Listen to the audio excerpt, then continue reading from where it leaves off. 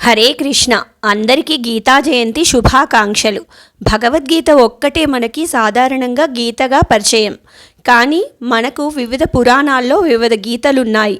అలా కొన్ని గీతలు, ఎగ్జాంపుల్ గోపి గీత, ఉద్ధవ గీత గురించి నాకు భగవద్గీత తర్వాత తెలుసు.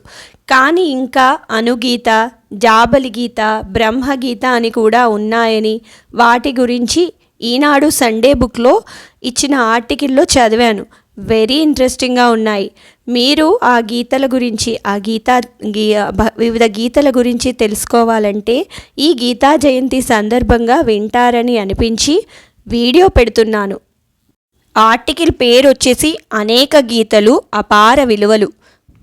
బిడ్డకు మంచి చెప్పాలన్నదే ఏ తండ్రి తాపత్రయమైనా. ఆ ప్రయత్నంలో పురాణాలు ఉటంకిస్తాడు, నీతి కథలు చెప్తాడు, ఇరుగు పొరుగు జీవితాలు ఉదాహరణగా చూపుతాడు, తన అనుభవాలను వివరిస్తాడు. కొన్నిసార్లు అలతి పదాలతో, కొన్నిసార్లు కఠిన వాక్యాలతో, కొన్నిసార్లు మార్మికంగా సన్మార్గాన్ని బోధిస్తాడు. అరుదుగా ఏ ఆత్మీయులతోనో తన మనసులోని మాట చెప్పిస్తాడు. పరమాత్మ ప్రయత్నము అలాంటిదే. భగవద్గీత, అనుగీత, ఉద్ధవ గీత, జాబలి గీత, బ్రహ్మగీత, అష్టావక్ర గీత, ఇలా అనేకానేక మార్గాల్లో మనిషికి మార్గదర్శనం చేశాడు. గీతా జయంతి గీతల సందర్భంగా సకల గీతల సంక్షిప్త పరిచయం. తస్మాత్ ధర్మమయీ గీత సర్వజ్ఞాన ప్రయోజిక సర్వశాస్త్ర సారభూత విశుద్ధాస విశిష్యతే. గీత ధర్మసారము, జ్ఞానహారం, సకల శాస్త్రాల సమాహారం. నేనెవరు? తాను పశువును కానని తెలుసుకున్నాడు, పక్షిని కానని అర్థం చేసుకున్నాడు, క్రూర మృగాల కంటే భిన్నమైన ప్రాణినని గ్రహించుకున్నాడు, వానరంతో దగ్గరి పోలికలున్న నరుడినని నిర్ధారించుకున్నాడు, మానవుడినని ప్రకటించుకున్నాడు. అంతలోనే మరో ప్రశ్న, నేనంటే ఎవరు? కనిపించే శరీరమా, కనిపించని ఆత్మ? మనిషి మదిలో అనేక సందేహాలు. అతనెవరు?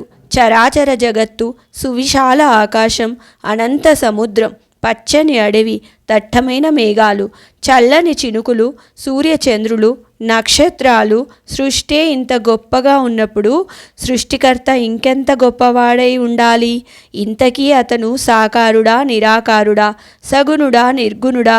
అన్వేషి మస్తిష్కంలో లోతైన అంతర్మథనం. ఆ సత్యాన్వేషణ దిశగా భారతీయుడి ప్రయాణమే వేదాలు, ఉపనిషత్తులు. తరాల తాత్విక చింతన చిక్కటి సారమే భగవద్గీత. గీతా సాహిత్యం ఓ వినూత్న ప్రక్రియ, ప్రశ్నోత్తరాల పరంపర. మొత్తంగా రెండు పాత్రలే, జ్ఞాని, జిజ్ఞాసి. లోతైన రచనే అయినా బరువైన పుస్తకం కాదు. భక్తితో చదువుకోవచ్చు, శ్రావ్యంగా పాడుకోవచ్చు, ఇష్టంగా మననం చేసుకోవచ్చు. అందుకే భగవద్గీత ఆస్తికుల ఆధ్యాత్మిక దిక్సూచిగా మారింది. ఏ సందేహం కలిగినా నివృత్తి కోసం గీతా గ్రంథాన్ని తెరుస్తారు. ఏ కష్టం వచ్చినా ఊరడింపు కోసం గీతా స్తోత్రం పఠిస్తారు. పరమాత్మ ప్రత్యక్ష బోధనలుగా కొన్ని, పరోక్ష ప్రేరణలుగా కొన్ని, అనేక గీతలు ప్రచారంలో ఉన్నాయి. దేని గాఢత దానిదే. భగవద్గీత భగవాను వాచ. అటు సైన్యం ఇటు సైన్యం మధ్యలో నిలువెత్తు ధైన్యంలా అర్జునుడు. అలా అని అతనేం పిరికివాడు కాదు. అనేక యుద్ధాలలో ఆరితేరినవాడు. శివుని విల్లు గెలిచిన మొనగాడు. కానీ ఆ క్షణంలో మోహం ఆవహించింది, బంధుప్రీతి నెత్తికెక్కింది, చిత్తభ్రమణం చిత్తు చేసింది. గీతా పరిభాషలో ఇది క్లైబ్యం. ఆ సమరభీతిని పోగొట్టడానికి పరమాత్మ గీతను ఉపదేశించాడు. జీవన సంగ్రామంలో నిలవలేక, గెలువలేక, వెన్నుచూపి పారిపోలేక తర్జన భర్జన పడే పామరులకు పార్థుడు ప్రతినిధి. భగవద్గీత 18 అధ్యాయాల వికాస గ్రంథం. ప్రతి శ్లోకం ఓ అక్షర అక్షౌహిణి. గీత ఎప్పుడూ అడవులకు పారిపోమ్మని చెప్పదు. సమాజంలోని క్రూర మృగాల మధ్య ఒడుపుగా జీవించడం ఎలాగో నేర్పుతుంది. ఓటమితో రాజీపడమని సలహా ఇవ్వదు. ఎదురొడ్డి పోరాడమంటుంది. అయితే ఫలాపేక్షను పక్కన పెట్టి ఈశ్వరార్పణ బుద్ధితో కర్మను నిర్వర్తించమంటుంది. కర్మయోగిని కమ్మంటుంది. జయాపజయాలకు అతీతమైన స్థిర చిత్తాన్ని సాధించమంటుంది భగవద్గీత. స్థితప్రజ్ఞత పెంచుకోమంటుంది. భగవద్గీత దేవుడి గదిలో పెట్టుకోవలసిన గ్రంథం కాదు, మదిలో ప్రతిష్ఠించుకోవలసిన రచన. పూజకు పరిమితం చేయకూడదు. ఆచరణకు ప్రాధాన్యం ఇవ్వాలి, ఇంప్లిమెంట్ చేయాలి. చచ్చిన వారి ముందు వినిపించడం కాదు, చచ్చిన వారి చెవుల్లో మారుమ్రోగించాలి. గీత వ్యక్తి ధర్మాన్ని, రాజ రాజధర్మాన్ని, సమాజ ధర్మాన్ని అనుసంధానిస్తుంది. ప్రతి వ్యక్తిలోనూ కృష్ణుడిలోని విజ్ఞత, అర్జునుడిలోని నైపుణ్యం కలగలిస్తే విజయాలు సిద్ధిస్తాయి, విలువలు వర్ధిల్లుతాయి, సంపదలు సమకూరుతాయి. ఆ నేల ధర్మక్షేత్రం అవుతుంది. నెక్స్ట్ గీత అనుగీత. ఇది చిన్న గీత. ఇది కూడా మహాభారతంలోనిదే. కాలం విచిత్రమైంది, గతాన్ని మరిపిస్తుంది, జ్ఞాపకాలను మింగేస్తుంది. నిన్న మొన్నటి అమూల్య క్షణాలు నేడు అతి సాధారణంగా అనిపిస్తాయి. ఒకానొక సమయంలో మంత్రాక్షరాల్లా ప్రభావితం చేసిన దివ్య వాక్కులు ఆ తర్వాత మచ్చుకైనా గుర్తుకురావు. ఆ మతిమరుపు అర్జునుడిని ఆవహించింది. అంతిమంగా అనుగీతకి అంకురమైంది. కురుక్షేత్ర సంగ్రామం ముగిసింది. ధర్మరాజు పీఠమెక్కాడు. హస్తిన భోగభాగ్యాలతో విలసిల్లుతోంది.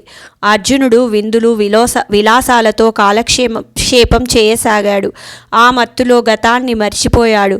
మనోఫలకం మీది గీతాక్షరాలు చెరిగిపోయాయి. అంతలోనే వెలితి తెలిసొచ్చింది. పరమాత్మకు తన మనోస్థితిని వివరించాడు. మరొక్కసారి గీత బోధ చేయమని వేడుకున్నాడు. ఆ మాటలు కృష్ణుడికి ఆగ్రహం కలిగించాయి. అయినా తమాయించుకొని శుతిమెత్తగా మందలించాడు. కొన్ని అరుదైన ఘట్టాలు పునరావృత్తం కావని, తాను మళ్ళీ యోగస్థితిలోకి వెళ్ళి దివ్యవాణిని వినిపించడం అసాధ్యమని స్పష్టం చేశాడు. అయినా అర్జునుడి విన్నపాన్ని మన్నిస్తూ కాశ్యప మహారాజుతో ఓ సిద్ధుడు జరిపిన సంభాషణతో ఆరంభించి గీతాసారాన్ని వివరించాడు. వ్యాస మహాభారతంలోని అశ్వమేధ పర్వంలో ఉన్న మొదటి 2 అధ్యాయాలు అనుగీతగా సుప్రసిద్ధం. అనుగీత అంటే గీతకు కొనసాగింపు. తన సందేశంలో పరమాత్మ మనిషిలోని మూర్ఖత్వాన్ని ఎత్తిచూపాడు. జిహ్వ చాహ్పల్యాన్ని నిరసించాడు. వ్యసనాలను గర్హించాడు. శరీరం దారి తప్పితే మనసు రుగ్మతల పాలు అవుతుందని హెచ్చరించాడు. సత్పురుషుడి జీవితాన్ని పుష్పఫలాలతో తులతూగే మహావృక్షంతో పోల్చాడు. నలుగురికి ఉపయోగపడటమే మానవ జన్మ పరమార్థమని బోధించాడు. జన్మనిచ్చిన తల్లిదండ్రులను, జ్ఞానమిచ్చిన గురువులను గౌరవించాలని, వ్యర్థమైన ఆలోచనలతో కాలాన్ని వృధా చేసుకోకూడదని హితవు పలికాడు. సృష్టికర్త ఆత్మరక్షణ కోసం పాములకు కోపాన్ని, ద్వేషాన్ని ప్రసాదించాడు. కానీ మనిషి ఆ 2 గుణాలను తనకు ఆపాదించుకున్నాడు. సర్పంలా విషం చిమ్ముతున్నాడు. అదే అతని పతనానికి తొలిమెట్టు అని తీవ్ర స్వరంతో మందలించాడు. కట్టెలో నిప్పు దాగున్నట్లు ప్రతి మనిషిలోనూ అంతర్లీనంగా ఆధ్యాత్మిక జ్ఞానం ఉంటుందని, సాధనతో దాన్ని బయటకి తీయాలని పార్థుడికి వివరించాడు. మరపు మనిషిని ముంచేస్తుందని మరోసారి గుర్తు చేశాడు. అలనాటి భగవద్గీత బయటి శత్రువులను జయించడానికి సహకరిస్తే, తదనంతర అనుగీత అంతఃశత్రువులను ఓడించడానికి పనికొచ్చింది అర్జునుడికి. ఉద్ధవ గీత మిత్రవాక్యం. ధర్మ సంస్థాపన పూర్తయింది. సంభవ లక్ష్యం నెరవేరింది. కలియుగం ఆరంభమైంది. కృష్ణావతార పరిసమాప్తికి సమయం ఆసన్నమైంది. ఆలమందలతో, ఆగడతలతో అలరారే ద్వారకను సంక్షోభాలు చుట్టుముట్టాయి. కొద్ది రోజుల్లో ఆ మహానగరాన్ని జలప్రలయం ముంచేయడం ఖాయమని స్పష్టమైపోయింది. పౌరజనమంతా ప్రభాస తీర్థానికి తరలి వెళ్లాలని ఆదేశించాడు శ్రీకృష్ణుడు. ఆ పరిస్థితులు అతని మిత్రుడు, అంతరంగికుడు అయిన ఉద్ధవుడిని కలవరపరిచాయి. తనకు కర్తవ్యబోధ చేయమంటూ సజల నేత్రాలతో పరమాత్మను వేడుకున్నాడు ఉద్ధవుడు. అంతటి విపత్కర పరిస్థితుల్లోనూ కృష్ణుడు తన బాల్య స్నేహితుడి విన్నపాన్ని కాదనలేకపోయాడు. బేలతనం మనిషి సహజ గుణమే కాదంటూ నేస్తానికి ధైర్యం చెప్పాడు. నేర్చుకునే మనసు ఉండాలే కానీ సృష్టిలోని ప్రతి జీవి ఓ గురువే అంటూ అనేక ఉదాహరణలు చూపాడు. భూమిలోని సహన గుణాన్ని, ఆకాశంలోని నిశ్చలత్వాన్ని, నీటిలోని స్వచ్ఛతను, అగ్నిలోని నిర్మోహత్వాన్ని, చంద్రుడిలోని ఓరిమిని వికాస పాఠాలుగా స్వీకరించమని సలహా ఇచ్చాడు. సూర్యుడు భూమిలోని నీటిని ఆవిరి రూపంలో పీల్చుకున్నా ఆ తర్వాత వర్షంగా కురిపిస్తాడు. మనిషి కూడా తన తెలివితేటలతో ఆస్తులు సంపాదించుకున్నా ఆ సంపదలో కొంతైనా సమాజంతో పంచుకోవాలని చెప్పాడు. తుమ్మెద మకరాందాన్ని గ్రోలినట్లు జిజ్ఞాసి మహాగ్రంథాల సారాన్ని గ్రహించాలని బోధించాడు. ఆత్మకు అంతం లేదు కాబట్టి జరామరణాల చింతే అవసరం లేదని స్పష్టతనిచ్చాడు. ఆ సంభాషణ తర్వాత ఉద్ధవుడి మనసు తేటపడింది. మృత్యుభీతి తొలగిపోయింది. నిశ్చింతగా బదరికా ఆశ్రమాన్ని బయలుదేరాడు. మరొక గీత అష్టావక్ర గీత. ఆత్మజ్ఞాన బోధ అష్టావక్ర గీత. జనక మహారాజు మహాజ్ఞాని. ప్రజలతో జనక అని పిలిపించుకున్న ఉత్తమ పాలకుడు. అష్టావక్రుడేమో 8 ఏళ్ల బాలుడు. తల్లి సుజాత గర్భంలో ఉన్నప్పుడే తండ్రి ఏకపాదుడు వేదపాఠాలని తప్పుపట్టాడు. దీంతో ఆ మహర్షికి కోపం వచ్చింది.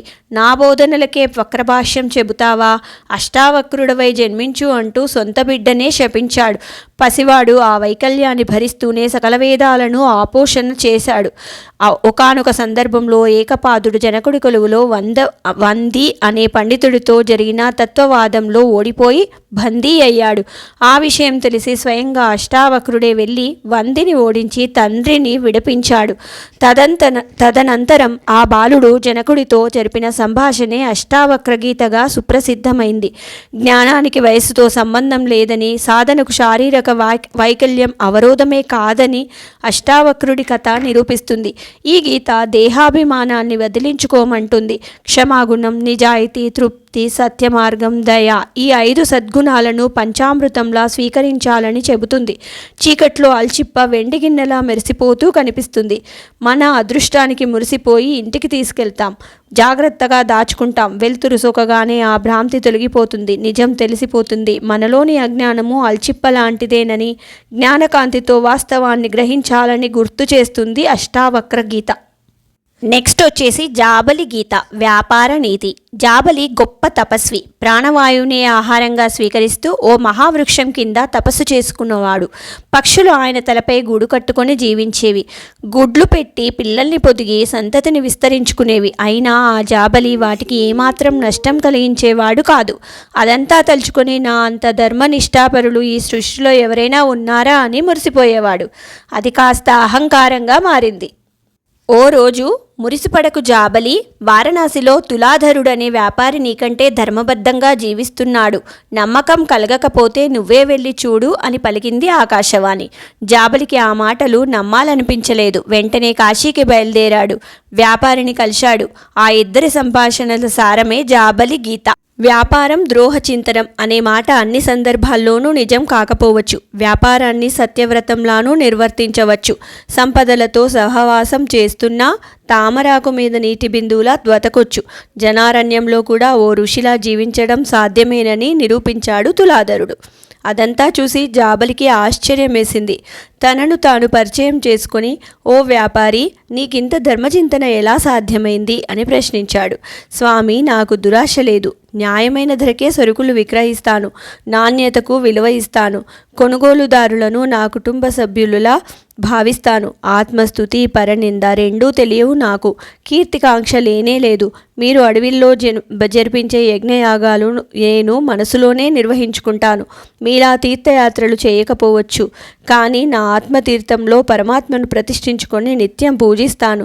అక్రమ సంపదనతో దాన ధర్మాలు చేసినా దేవుడు మెచ్చడు. పాపం పుణ్యమైపోదు. కుబుసాన్ని విడిచిపెట్టినంత మాత్రాన పాము కాకుండా పోతుందా? ఇలా సాగుతుంది తులాధరుడి బోధన. ఆ మాటలతో జాబలిలోని అహంకారం తొలగిపోతుంది. వ్యాపారికి చేతులెత్తి నమస్కరిస్తాడు. సమతూకపు తక్కెడలా లౌకిక అలౌకిక జీవితాలను సమన్వయం చేసుకోవడం సాధ్యమేనని నిరూపిస్తుంది ఉదంతం. మహాభారతంలోని శాంతి పర్వంలో అంపశయ్య మీద ఉన్న భీష్మ పితామహుడు ధర్మరాజుకు జాబలి గీతను బోధించాడు. ఇక వశిష్ఠ గీత, కర్తవ్య బోధ.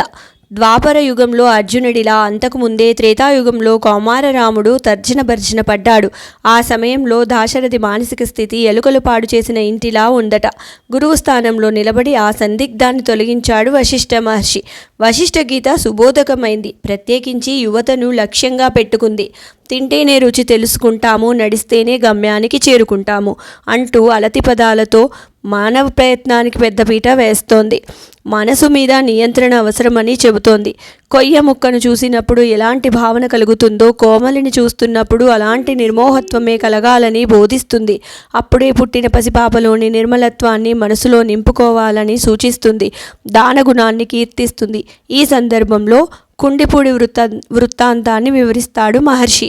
ఒకరోజు ఒక వేద పండితుడు తన గోవులను మేతకు తీసుకెళ్లాడు. దాహం తీర్చుకునే ప్రయత్నంలో ఆ మూగజీవులు మడుగులో చిక్కుకుపోయాయి. ఎంత ప్రయత్నించినా ఒడ్డుకు రాలేకపోయాయి. ఆ సమయంలో కుండపుడు అనే శ్రామికుడు అటుగా వెళ్తున్నాడు. తన గోవుల్ని రక్షించమని ఆ వ్యక్తిని అడిగాడు పండితుడు. ఆ 5 గోవుల్లో ఒకదాన్ని తనకు ప్రతిఫలంగా ఇస్తే తప్పక సహాయం చేస్తానని మాటిచ్చాడు కుండపుడు. సరేనన్నాడు పండితుడు. దీంతో ప్రాణాలకు తెగించి గోవుల్ని రక్షించాడు. ప్రతిఫలంగా అందిన గోవుని మళ్ళీ పండితునికే దానమిచ్చి తన దొడ్డ బుద్ధిని చాటుకున్నాడు కుండపుడు. ఆ దాతృత్వం దేవతలకు నచ్చింది. అతన్ని పుష్పక విమానంలో దివ్యలోకాలకు తీసుకెళ్లారు. రామ, నువ్వు కూడా ఆ ఉత్తమ పురుషుడి మార్గంలోనే ప్రయాణించు, అసురుల నుంచి యజ్ఞాన్ని సంరక్షించు, ధర్మాన్ని ప్రతిష్ఠించు అంటూ కర్తవ్యాన్ని బోధించాడు వశిష్ఠుడు. ఆ మాటలతో మబ్బులు తొలగిన ఆకాశంలా రాముడి మనస్సు తేటపడింది. ఆత్మవిశ్వాసంతో విశ్వామిత్రుని వెనువెంట అడవులకు బయలుదేరాడు. ఆ ప్రయాణంలోనే రాముడు సీతారాముడయ్యాడు. భవిష్యత్తులో రావణుడి రూపంలో ఎదురుకానున్న సంక్షోభాన్ని తట్టుకోవడానికి సరిపడా మనోస్థైర్యం వశిష్ఠ గీత రూపంలో సమకూరింది. నెక్స్ట్ వన్ రాతకారుడి బ్రహ్మగీత. చతుర్ముఖుడు బ్రహ్మ మరీచి మహామునికి పంచిన జ్ఞానామృతమే బ్రహ్మగీత. ఇది బ్రహ్మపురాణ అంతర్గతం. సామాజిక మాధ్యమాల యుగంలోనే కాదు, ద్వాపర యుగం నాటికే ఫేక్ వ్యక్తులు ఉన్నారంటూ పౌండ్రక వాసుదేవుని వృత్తాంతాన్ని వివరిస్తుంది బ్రహ్మగీత. అతను ఒక రాక్షసాంశ సంభూతుడు.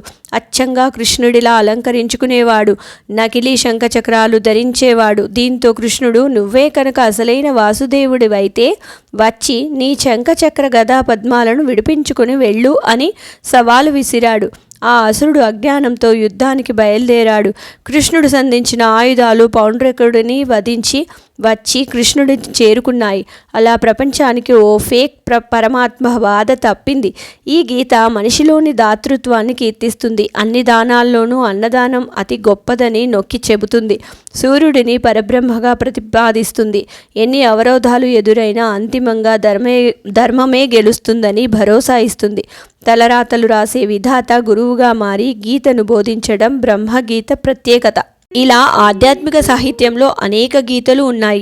ఆస్తిక లోకానికి కపిల మహర్షి కానుక కపిల గీత, శ్రీకృష్ణుడి ప్రతినిధిగా ఉద్ధవుడు గోపీకాంతలకు వినిపించిన సందేశం గోపీగీత, శివపార్వతుల సంవాదం గురుగీత, శివరామచంద్రుల బౌద్ధిక చర్చ శివగీత, అంబరీషుడి అనుభవసారం అంబరీష గీత, దత్తాత్రేయుడి హితబోధ అవధూత గీత, జ్ఞానేశ్వరుడి రచన జ్ఞానేశ్వరి భగవద్గీత. ఒక గీతకు క్షేత్రమే సాక్ష్యమైంది. ఒక గీతకు అంగడే వేదికగా మారింది. ఒక గీత నిండు సభలో ప్రతిధ్వనించింది. ఎవరు చెప్పినా, ఎక్కడ చెప్పినా, ఎన్ని అధ్యాయాల్లో చెప్పినా పరమలక్ష్యం ఒక్కటే, మనిషి వికాసం, సమాజ సంక్షేమం. అంతిమ సత్యం ఒక్కటే, అంతరాత్మే పరమాత్మ నివాసం. సో ఇవండి ఇన్ని రకాల గీతలున్నాయి. కానీ భగవద్గీత సాక్షాత్తు శ్రీకృష్ణ భగవానుడు జగద్గురువుగా ఇచ్చిన గీత. అందరూ భగవద్గీత చదివి ఆచరిస్తారని ఆశిస్తూ మరొక్కసారి గీతా జయంతి శుభాకాంక్షలు. హరే కృష్ణ.